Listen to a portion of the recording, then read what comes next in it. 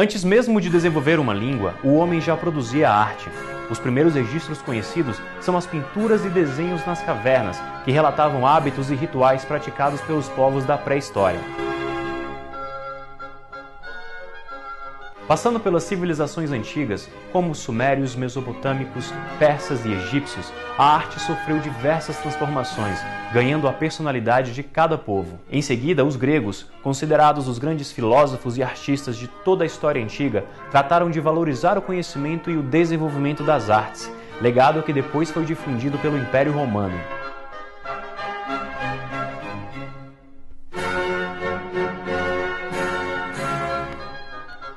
Durante a Idade Média, a Europa passou por vários movimentos de transformação artística, tendo como grande marco o Renascimento. Outros grandes movimentos artísticos foram o Barroco, o Romantismo, o Realismo, o Impressionismo, o Expressionismo, o Cubismo, o Surrealismo, o Pop Art, entre outros. E para falar um pouco mais sobre história da arte, fomos conversar com o Lopo Preto. Ele é poeta, artista plástico, ator e diretor de teatro e professor interdisciplinar de arte. Ele nos recebeu em um de seus ateliês aqui em São Paulo.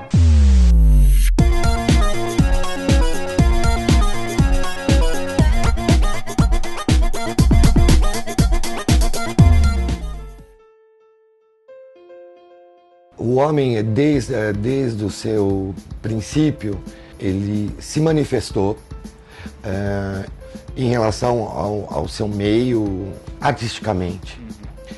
A primeira grande manifestação, ela é teatral.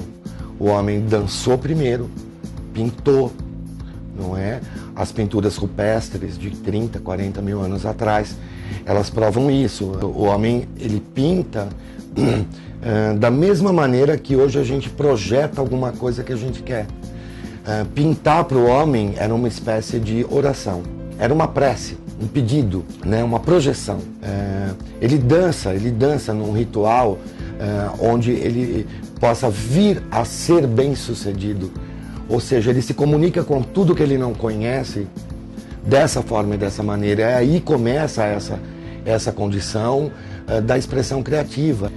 E o resultado disso são as pinturas rupestres. Das pinturas a gente tem todo o registro dos costumes, dos usos e dos próprios rituais e que contam um pouco de como era a vida dessa gente toda.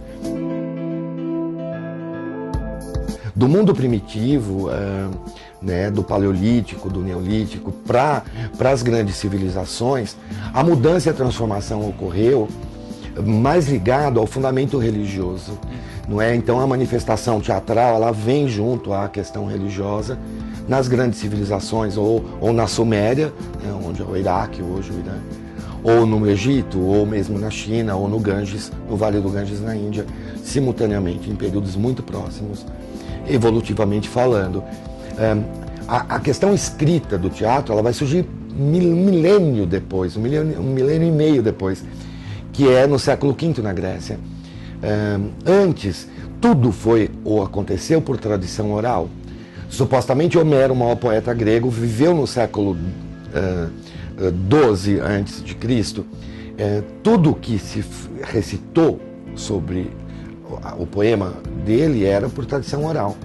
Esse teatro escrito, ele começa a ser feito no século V a.C., pela escola platônica e pelos discípulos, não é?